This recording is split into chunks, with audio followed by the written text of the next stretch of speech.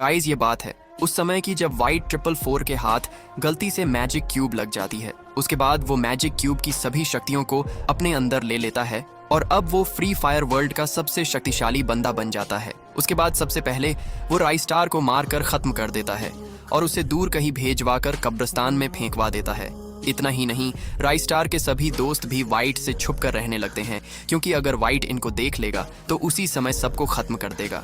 लेकिन सुबह होते ही परमात्मा के रूप में आता है मैक्सिम कैरेक्टर और राइस्टार को मरते मारते से बचाकर उसे एक नया जीवन देता है। अब जैसे ही राइस्टार की आंख खुलती है तो वो पूरा जख्मी हालात में ही मैक्सिम को शुक्रिया बोलकर वाइट 444 का अंत करने के लिए जाने लगता है। पर राइस्टार इतना जख्मी हालात में होता है कि उससे सही से चला भी नहीं जाता है। इसी वजह से मैक्सिम मना करते रह जाता है, लेकिन राइस्टार नहीं मानता है। अब जैसे तैसे करके राइस्टार अपने दोस्तों के पास पहुंच ही जाता है और उनके साथ मिलकर उसे वाइट को खत्म करने के लिए जाने लगता है।